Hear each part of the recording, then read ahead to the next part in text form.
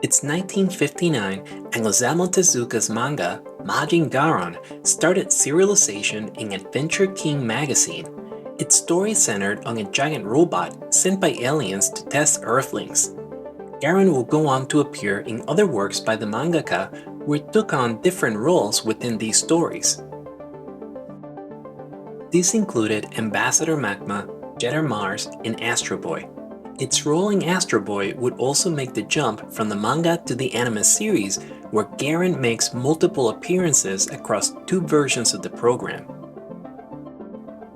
In 1961, the companies behind the production of Marine Kong, the first Japanese TV series to feature a giant monster as its main character, approached Tezuka Productions to partner on a potential live-action adaptation of Majin Garon. This led to the development of a 30-minute pilot, which was documented and promoted through Adventure King magazine. This coverage included several photos of the Majin Garon costume, sets, and actors involved in the pilot. This coverage is the only surviving media associated with this first attempt to bring Majin Garon to television as a live-action character. It's unknown what became of the film that was produced for this pilot. 10 years after this initial attempt at producing a live-action version of Majin Garon, Mushi Productions revisited the idea during the second monster boom of the early 1970s. For this version, a new costume was built that was closer in appearance to the character's manga design than the 1961 version. The pilot story focused on a giant Majin Garon wreaking havoc across Japan. Like the previous pilot, this version didn't make it past the sponsor review stage and was stored away. But unlike the 1961 pilot, the 1971 film was safely archived following its initial presentation and even resurfaced for a public screening during a 2010 Osamu Tezuka fan event. Following the cancellation of the 1971 live-action project, some Mushi Production staff members moved on and founded a new company, Hiromi Productions. Led by Keiji Kaneda, the director of the second live-action pilot, they leveraged what they learned from the failed project to come up with a new concept. This new series would focus on a hero that could fight normal-scale enemies on the ground like Kamen Rider, or grow to giant size to battle monsters like Ultraman. This approach would allow the studio to produce this new series within their low-budget constraints, with each episode costing about 3 million yen. This was slightly more than the comparable budget for the Kamen Rider series, but lower than the Ultraman series, which had an average budget of 5 million yen per episode during this period. Despite the low budget, the Hiromi Productions team was able to recruit some of the most notable talent from this period, including the legendary Ultra series designer Toll Narita, who is best known for designing the iconic silhouettes of Ultraman and Ultra 7, as well as numerous monsters featured in the Ultra series. After leaving Tsuburaya Productions, he brought his heroic design philosophy to this project. Initially, the character was developed under the working title Green Man. Early sketches featured an organic alien-like head with a C-shaped crest and used green plus silver colors to make the character stand out from the traditional red palettes used by TV heroes from this period. After delivering his initial concepts for this new hero alongside numerous monsters, the artist left the project to help with a different hero program that would eventually become Totsugeki Human. Following Narita's exit, Hiromi Productions staff members used the original draft materials he produced to finalize their new hero's design. While the head was modified for the final version, the sleek, bicolor bodysuit remained largely faithful to the original concepts. This new hero would also be given its official name, Thunder Mask. As the character's design was being finalized, the series' story, setting, and TV scripts were being worked on by a dream team of writers who helped define the 1970s TV hero landscape. These included Chozo Uehara, who previously worked on Return of Ultraman, who brought a grounded, often tragic human element to the series. Keisuke Fujikawa, who previously worked on Mazinger Z and Jetta Robo, and Nissan Takahashi, who is known for his work on the Gamera films and added a sense of grand scale to the monster battles. Thunder Mask's story would start with a focus on the Devil Dekanda, an invader from space who has conquered many planets prior to setting his sights on conquering planet Earth. To carry out his mission, he would unleash an army of giant devil monsters that combine biological and mechanical features that allow them to unleash unimaginable destruction. But the Devil Dekanda's invasion was predicted 10,000 years prior to his first attack on Tokyo with the flying devil monster Concorn. In a series of documents uncovered by Dr. Takase, an expert in space archaeology, space aliens warned Earthlings of this invasion. They also wrote of Thunder Mask, a brave hero of justice who could protect the planet from these invaders. But in order for Thunder Mask to fulfill his mission, his sleeping capsule must be found and brought up to the surface so that the hero can return from his hibernation state. To locate Thunder Mask's capsule, Dr. Takase's team would need to use the three stars: the Star of Heaven, the Star of Earth, and the Star of Sea. But the Devil Dekanda is aware of their plans and demands that they be handed to him.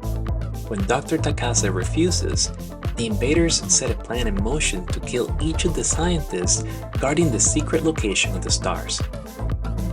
First, Dr. Yamano is killed during an attack by the devil monster Concorn. Then, Dr. Kudo is killed at his home after Devil Dekanda disguises himself to penetrate the Science Patrol's security perimeter. The next day, Dr. Takase's daughter, Mayumi, accidentally finds one of the three markers that indicate the location of Thunder Mask's capsule. This helps the Space Research Institute and Science Patrol's teams to unearth the other two, finally setting the stage for Thunder Mask's return. Dr. Takase then reveals the locations of the three stars which will be needed to reveal Thunder Mask's location. They were hidden within the bodies of the scientist and his two children, Mayumi and Katsuya. When the stars get placed in the markers, a giant light triangle appears, which then reveals a metallic entrance hidden on the mountainside. Inside, they find Thunder Mask in his hibernating capsule. The capsule is taken outside so that the sunlight triggers Thunder Mask's return, but the group is caught by surprise by the unexpected appearance of Devil Dekanda. He reveals that his plan all along was to let Dr. Takase find the capsule so that he can kill Thunder Mask before he wakes up and is able to disrupt their plans to conquer the planet. But Dr. Takase protects Thunder Mask from the space monster's attack and pleads to everyone to keep Devil Dekanda away from the capsule until Thunder Mask awakens. The Science Patrol begins to attack the monster, but their weapons are useless against him. Mayumi pleads to the sleeping hero to wake up and help them, and just as Devil Dekanda is about to take out the Science Patrol, Thunder Mask rises from his capsule to challenge Devil Dekanda. Thunder Mask quickly overwhelms the space monster, who is unable to counter the hero's attacks. Realizing he can't win in a one-on-one fight, he retreats and summons Concorn. The monster's appearance forces Thunder Mask to transform into his giant form, which allows him to directly take on the flying devil monster. As their fight progresses, Concorn takes flight with Thunder Mask trying his best to keep the monster from escaping, but they end up in the middle of the city, which threatens the lives of thousands of people and massive destruction due to the flying monster's chaotic attacks and fire breath. In a desperate attempt to defeat the giant hero, Concorn creates an opening for Thunder Mask, who uses his Thundershoot attack to defeat the flying monster. Sometime later, Thunder Mask, in his human form of Koichi Inochi, is at the graves of the three scientists who helped him return from his 10,000-year hibernation. While paying his respects, he meets Mayumi and Katsuya Takase. Mayumi realizes that he is Thunder Mask. which he admits to, and then shares the story of how he was sent to Earth by the planet Thunder Federation to stop the Devil Dekanda invasion. He also asks them to keep the truth of his real identity a secret. To help with his mission, Koichi partners with the Takase Space Research Institute to predict and track the appearance of giant monsters sent to attack the Earth as part of the Devil Dekanda's plans. Koichi would also be supported in his mission by his younger sister Rin, who travels to Earth whenever her brother is in great danger.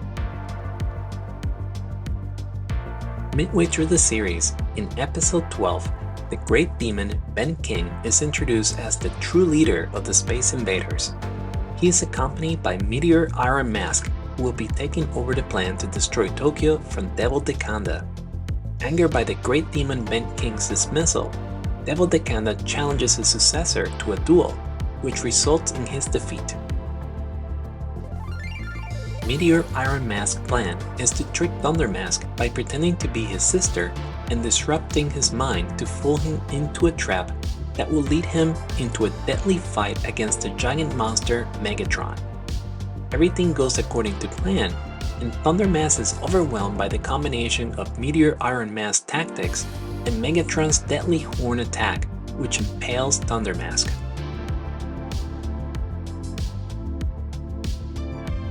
After his defeat, the Takase Space Research Institute's team tries their best to revive the defeated Thunder Mask, but their technology is unable to bring the hero back to life. They decide to take a gamble and return him to the sleeping capsule he was originally found in to see if that could help the hero recover from his injuries.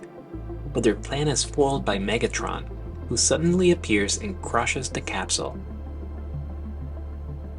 But just when all seem lost, Koichi's car, the Thunder One, appears. Confused by its arrival, the group decides to put Thunder Mask's body in the driver's seat.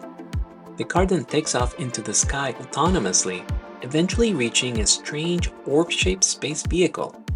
Inside, the real Rin appears and immediately activates a process to heal Thunder Mask from his injuries.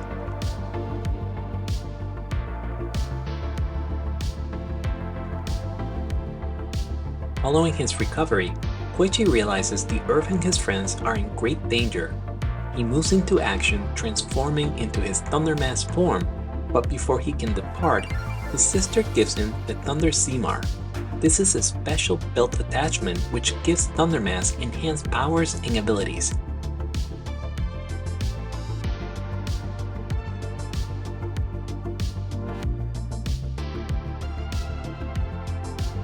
The re-energized Thunder Mask returns to Earth just in time to save the Takase Space Research Institute's team from Meteor Iron Mask. He then grows to giant size to take on Megatron and a giant version of Meteor Iron Mask, which he defeats thanks to his new weapon, the Thunder Zimar. But this hard-won victory would not last, as the Devil Dekanda is resurrected with new powers, foot soldiers, and monsters, which he immediately uses to restart his battle against Thunder Mask, the Space Research Institute, and the Science Patrol. This will go on through the end of the series, culminating with episodes 25 and 26. In episode 25, Thunder Mask takes on the Iron Giant 13, which is built of a special space alloy that makes it invulnerable against Thunder Mask attacks. It also has the ability to shift its appearance to look like Thunder Mask, which it uses to confuse the Science Patrol, resulting in a catastrophic accident that renders Thunder Mask blind and unable to use any of his powers. Devil Dekanda and Great Demon Ben King take advantage of this to continue their attacks on Tokyo using Iron Giant 13 and the immortal demon beast of the Sadras. And despite their best efforts, the Science Patrol's newest weapons and vehicles are no match against their giant opponents. But just as everyone begins to lose hope, Rin returns to Earth with a special increased machine belt that stores 1 million volts of electricity that restore Koichi's vision and ability to transform into his Thunder Mask form. But this came at a steep cost. as the moment he transforms, it would trigger a 3-minute timer after which his body would evaporate. Undeterred by what would happen, Koichi proceeds to challenge and defeat Devil Dekanda and the immortal demon beast Lysandras. He then grows to giant form to take on Iron Giant 13 and the Great Demon Ben King. After being overwhelmed by the giant robot, an attack intended to finish off Thundermask ends up releasing all the electricity that was stored inside the hero, which immediately blows up Thundermask's giant adversaries. This is followed by Thundermask's own evaporation, whose sacrifice led to the ultimate defeat of the Space Invaders and their conquest plans for Earth.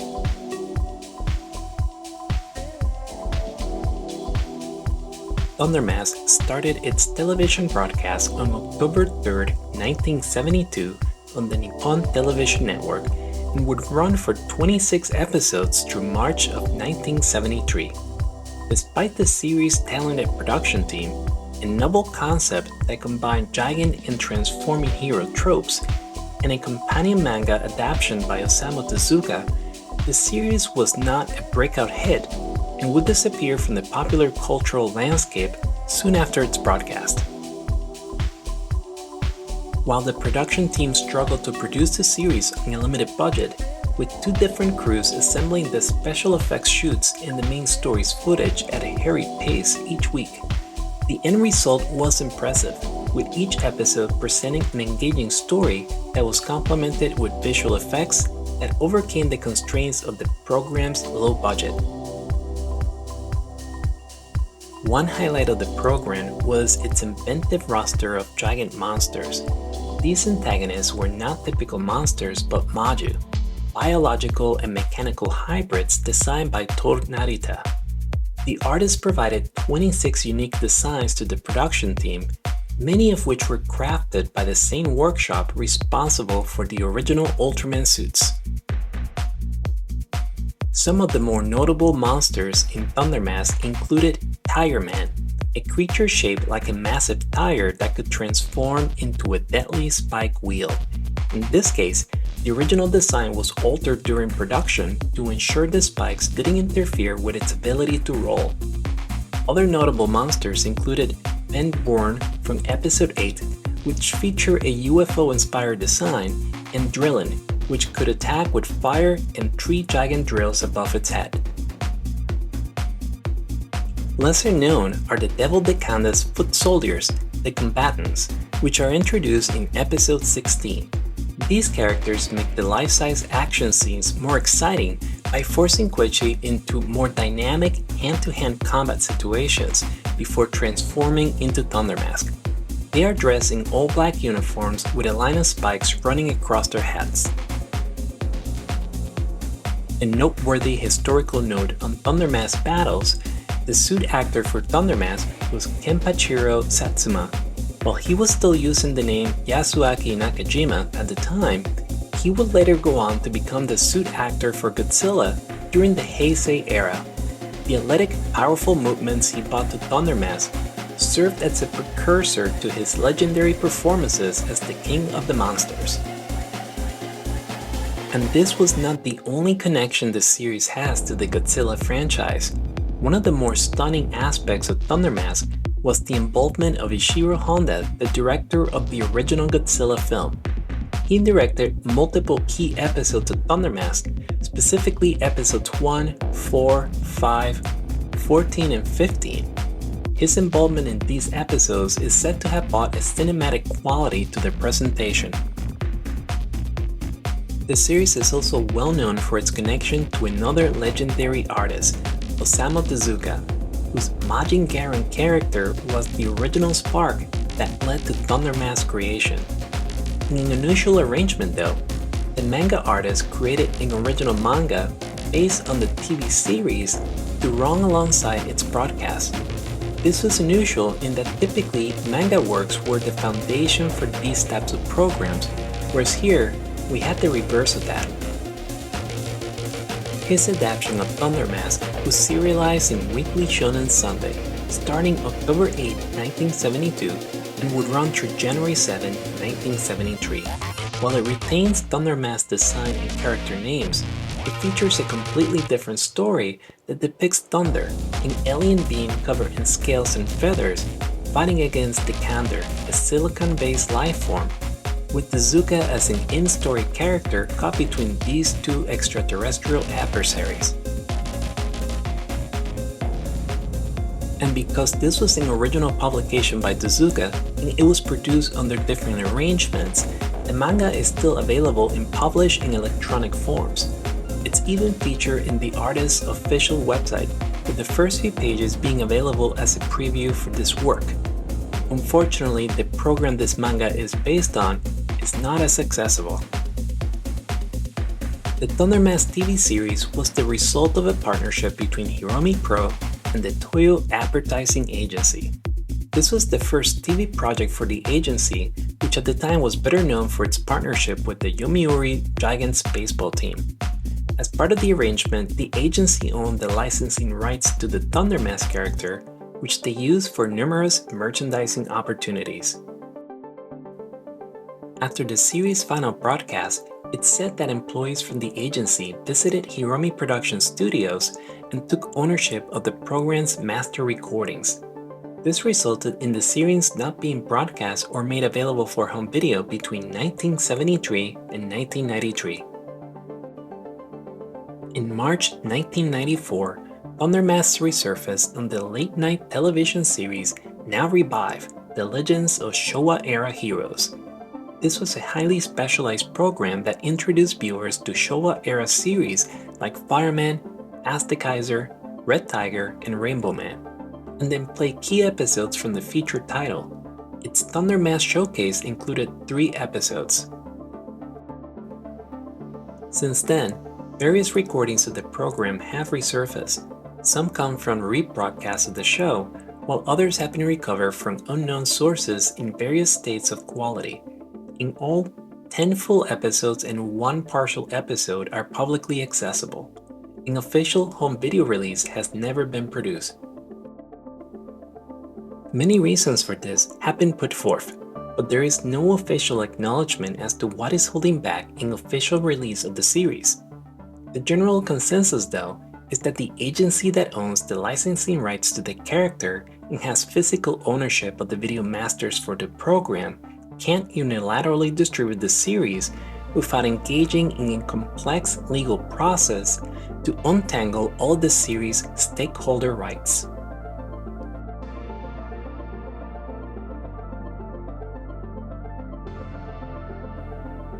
So unless this process is kicked off or some unexpected change comes true, Thundermask will remain in a state of limbo. This is unfortunate since the episodes that are accessible today don't do justice to the colorful production that was originally broadcast between 1972 and 1973.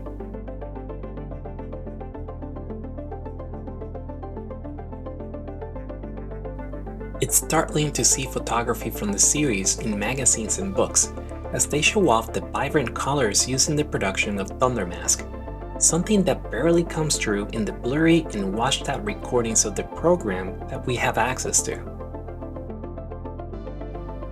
But on the plus side, these videos do exist and give us a glimpse into this fantastic program, its characters, and special effects. There are also several publications that document the history of the series, with first-hand accounts from the production team and photos of the program's monsters, props, and sets. Interestingly, these publications and other printed materials are the only places where photos of some of the monster costumes exist. In some cases, only design illustrations can be found. Unlike many transforming hero programs from this period, there is a lot of merchandise based on the characters, vehicles, and monsters featured throughout the series. These include the series' catchy opening and closing themes, which were made available as vinyl records during its TV run. Today, Thundermask is fondly remembered by those who watched it during its original run and fans of Showa-era Tokusatsu hero programs who came to learn of it following its broadcast. And while a home video release remains uncertain, it's not an impossibility. We look forward to this happening and finally seeing Thundermask in a modern presentation format, reserved for future generations to also enjoy this classic hero program.